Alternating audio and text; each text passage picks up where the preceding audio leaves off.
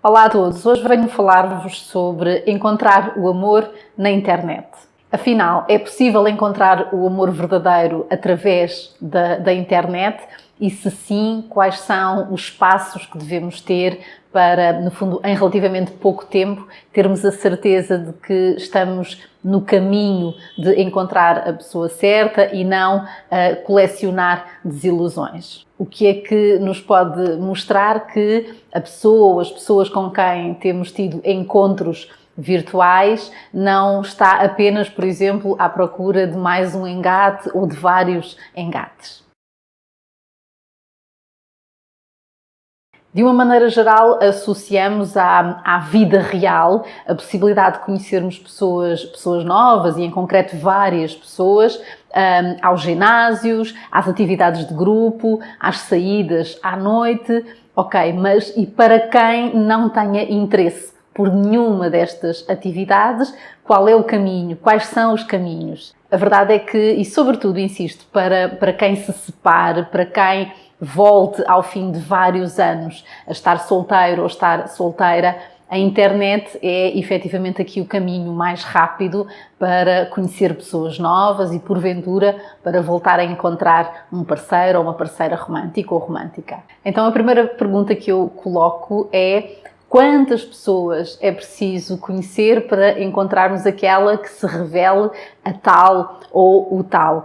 Quantos encontros é que vai ser preciso que tenhamos até nos cruzarmos efetivamente com a pessoa que faça match connosco? A este propósito, eu gosto de partilhar a história de vida do professor John Gottman. Para quem não saiba, o professor John Gottman é, porventura, o maior especialista na área da psicologia do casal, da psicologia da família. É um estudioso em relação ao amor e às relações conjugais. Ora, o professor John Gottman está casado com a professora Julie Gottman, que é também ela especialista nesta área, e a forma como se conheceram há 30 e tal anos é muito curiosa. Apesar de ser um especialista em conjugalidade e ser capaz, inclusive, de prever com uma precisão de mais de 90% se um casal vai ou não separar-se, dizia eu que este grande especialista, há 30 e tal anos, tinha mais de 40 anos, estava divorciado há 7 anos e colecionava uma série de relações mal-sucedidas. Num verão, e antes de voltar a dar aulas, o professor John Gottman resolveu responder a uma série de anúncios de jornal, anúncios pessoais. Em 6 semanas, conheceu 60 mulheres. Julie, aquela que viria a ser Julie Gottman, foi a 61ª, ou seja, só depois de ter conhecido 60 mulheres é que encontrou aquela que viria efetivamente aqui a tornar-se no grande amor da sua vida. E toda esta história para vos dizer o quê? Para vos dizer que há muitas pessoas que nós podemos considerar interessantes, há muitas pessoas que nós podemos considerar atraentes, mas não são assim tantas as pessoas por quem nós nos apaixonamos, em relação às quais nós sintamos que haja uma verdadeira química. Não são assim tantas as pessoas a quem nós nos sintamos ligados, e agora emocionalmente, ao ponto de querermos construir uma vida a dois com futuro. No mundo digital acontece mais ou menos a mesma coisa, com uma agravante, com a agravante de nós estarmos, pelo menos numa primeira fase, apenas perante aquilo que a outra pessoa escolher partilhar connosco e escolher fazê-lo por via do texto, por via digital. Então, sim, pode levar algum tempo até que encontremos a pessoa certa, pode ser preciso conhecer muitas pessoas até que encontremos alguém com quem faça sentido dar início a uma relação amorosa. Depois há um grande desafio para qualquer pessoa que esteja à procura do amor através do mundo digital e que tem a ver com o paradoxo da escolha. Se nós tivermos uma lista de compras e formos a um supermercado, aquilo que vai acontecer é que nós vamos rapidamente riscar, no fundo, os itens da nossa lista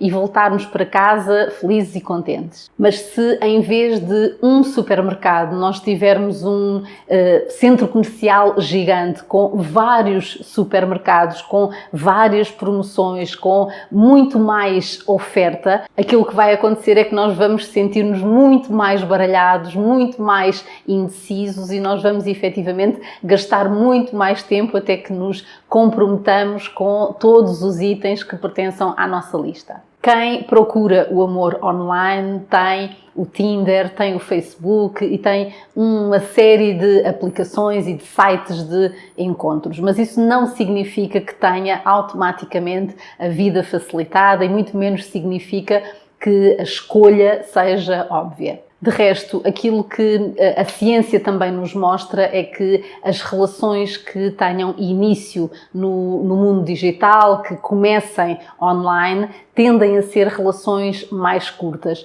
Isto não acontece por acaso, acontece precisamente porque as expectativas, no fundo, dos utilizadores são normalmente também mais elevadas. É muito mais provável que, precisamente porque uma pessoa sabe que há uma amostra muito diversificada, que o Tinder tem milhares e milhares de utilizadores, que o Facebook tem milhões de utilizadores, é precisamente por isso que é muito mais fácil, no fundo, descartar alguém a propósito das mais pequenas falhas. Aquilo que nós também verificamos é que é mais fácil para a maioria das pessoas descartarem pessoas que até consideram interessantes, que até consideram atraentes, mas que pura e simplesmente não sabem se será a tal ou o tal. Na prática, aquilo de que falamos é aqui de uma indecisão, de uma dificuldade em construir um compromisso, porque há uma inquietude associada à pergunta: será que esta pessoa é efetivamente a melhor de todas? Será que esta pessoa é o melhor que há para mim? Ou até que ponto é que valerá a pena aqui continuar a explorar, continuar a conhecer outras pessoas novas? Qual é o perfil das pessoas que andam à procura do amor na internet? Na verdade, não há um tipo de pessoa, não há um perfil. Há muitos perfis.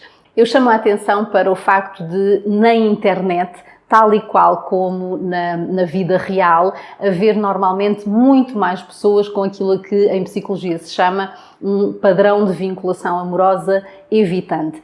Eu já fiz um vídeo sobre os estilos de vinculação amorosa e nesse vídeo eu chamava a atenção para o facto de as pessoas com um perfil mais evitante serem pessoas que tendem a sentir-se muito desconfortáveis perante níveis elevados de intimidade, são pessoas com alguma aversão ao compromisso.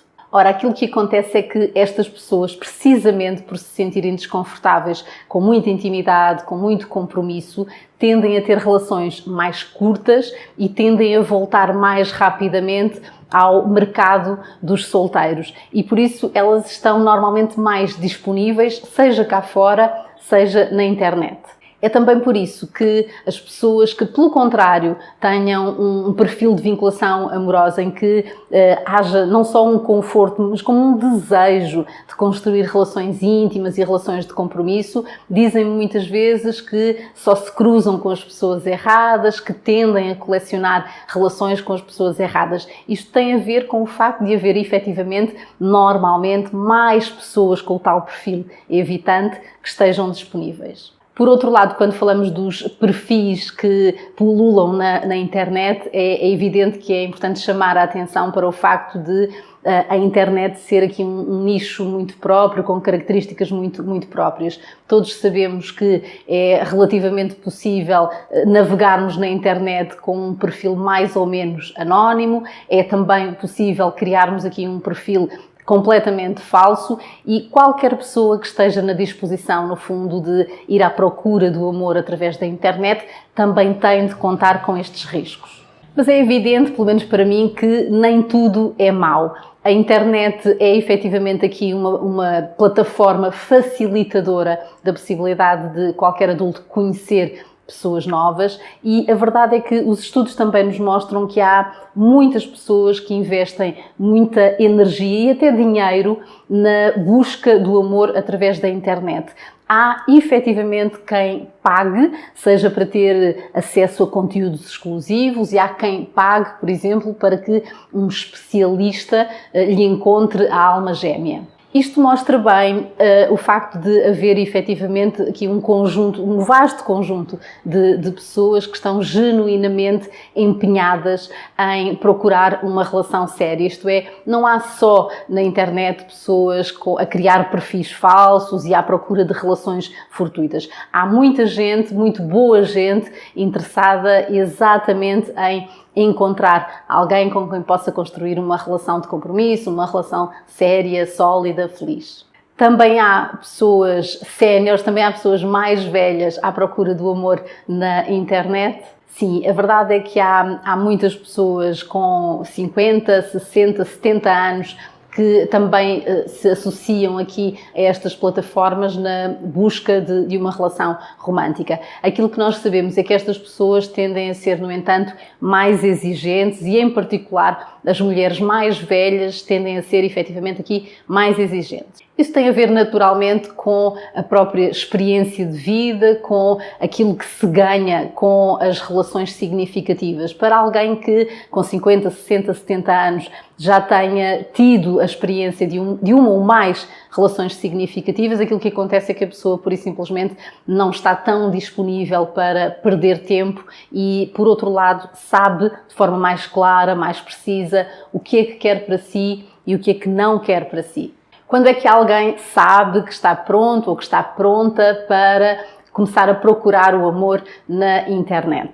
É muito importante que coloquemos a nós próprios essa pergunta. Até que ponto é que eu estou pronto ou estou pronta para fazer este caminho? Até que ponto é que já fiz o luto em relação à minha relação anterior?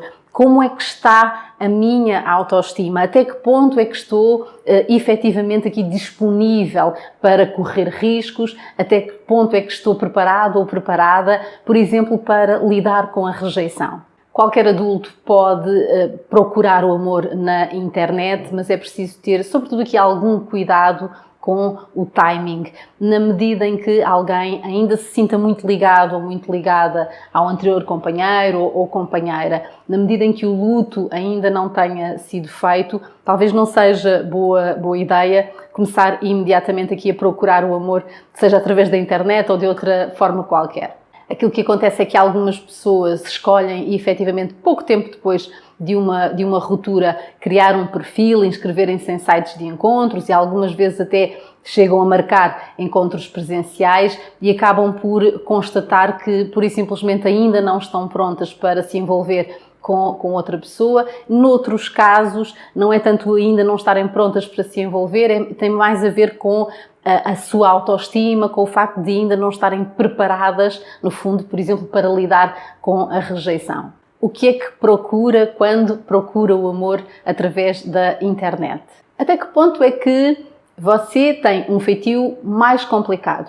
Ou até que ponto é que as pessoas que estão à sua volta o veem ou a veem como uma pessoa muito simples, muito pragmática, muito terra a terra? É uma pessoa que gosta muito de viajar, de partir à aventura, ou é uma pessoa que, pelo contrário, se dá relativamente bem com a monotonia? Quando coloco estas perguntas é porque aquilo que a ciência também nos oferece é a certeza de que, de uma maneira geral, nós somos mais felizes ao lado de alguém que seja genuinamente parecido connosco, que seja compatível connosco. Isto não tem rigorosamente nada a ver com encontrarmos a nossa alma gêmea, encontrarmos a nossa fotocópia, tem mais a ver com a possibilidade de encontrarmos alguém que funcione mais ou menos como nós e, sobretudo, que partilhe os nossos valores. Então aqui a minha primeira sugestão, a propósito daquilo que procura na internet, passa por propor-lhe que construa por escrito a sua própria lista de valores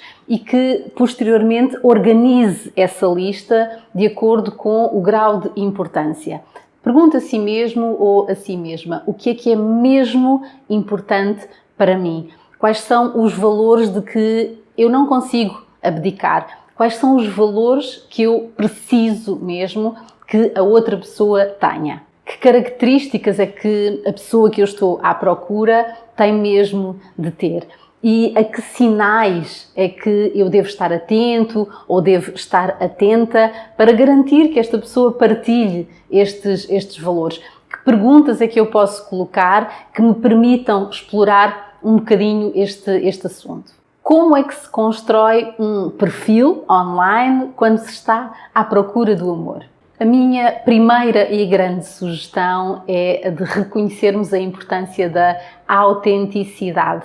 Eu não estou aqui para partilhar opiniões, eu estou aqui para partilhar aquilo que a ciência nos oferece. E aquilo que nós também sabemos é que nós tendemos a ser genuinamente mais felizes na medida em que consigamos ter uma vida autêntica, na medida em que nos consigamos mostrar exatamente como nós somos, seja na vida real, seja no mundo digital. Aquilo que acontece quando alguém está à procura do amor através da internet é que o medo pode complicar um bocadinho este processo. Por exemplo, para uma pessoa que tenha filhos, pode haver aqui o medo de, ao colocar essa informação num perfil, afastar automaticamente a maior parte das pessoas. Mas até que ponto é que vale a pena ocultar de forma intencional informações relevantes sobre nós quando estamos à procura da alma gêmea, da pessoa certa?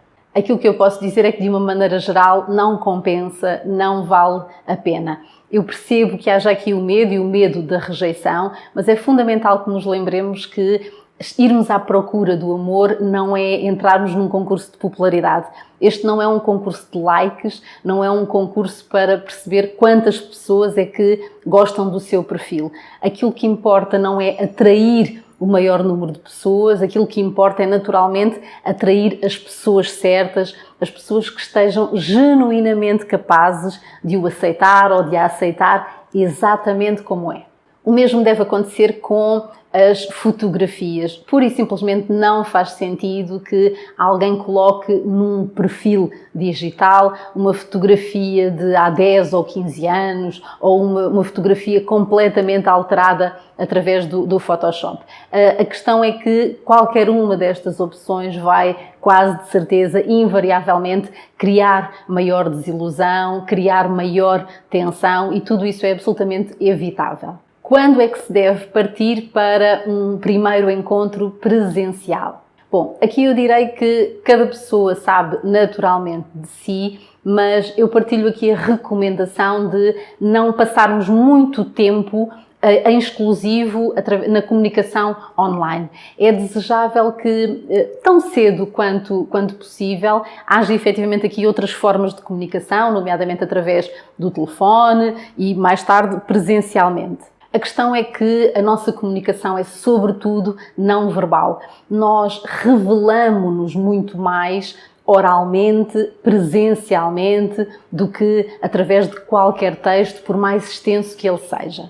Em concreto, fixe esta ideia. Vai conseguir, em 10 minutos de conversa cara a cara, ter mais certezas a propósito da compatibilidade entre si e outra pessoa, qualquer que ela seja, em 10 minutos, muito mais do que em horas e horas e horas de análise ao perfil daquela pessoa, análise ao que aquela pessoa escreve na internet. Em relação a este primeiro encontro presencial, importa respeitar aqui algumas normas de segurança. Nunca é demais lembrar que, na prática, nós não conhecemos verdadeiramente a outra pessoa e, portanto, é preferível que este primeiro encontro aconteça em público, num café, num centro comercial, num sítio onde haja efetivamente outras pessoas. Depois nós podemos e talvez devamos partilhar a nossa localização com alguém de quem nós gostemos, alguém em quem nós confiemos.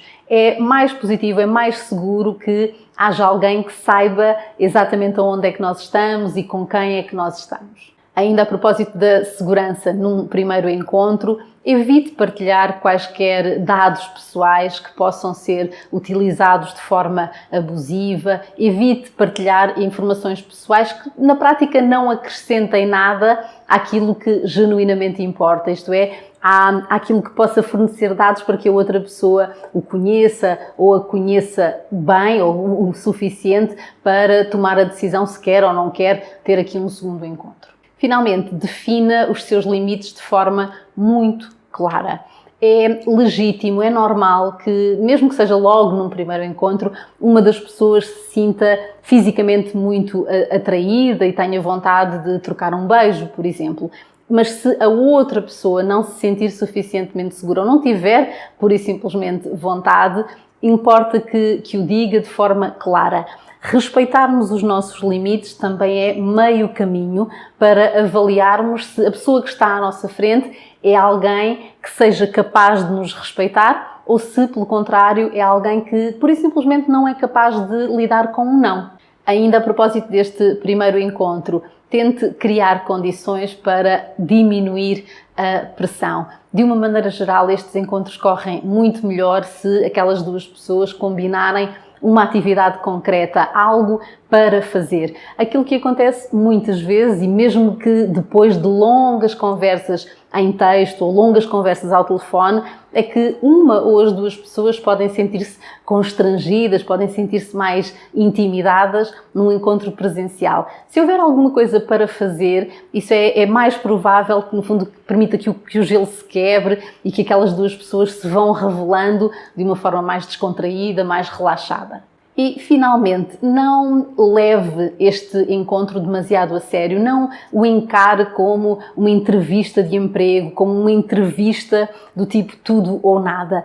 Está à procura do amor, sim, mas a verdade é que pode olhar para este primeiro encontro e, em vez de se perguntar será que esta é a pessoa com quem eu quero passar o resto da minha vida, pode pura e simplesmente perguntar: será que eu quero ter um segundo encontro com esta pessoa? Esta é ou não uma pessoa com quem eu me sinta bem e com quem eu tenha efetivamente vontade de voltar a encontrar-me? Um passo de cada vez no caminho certo.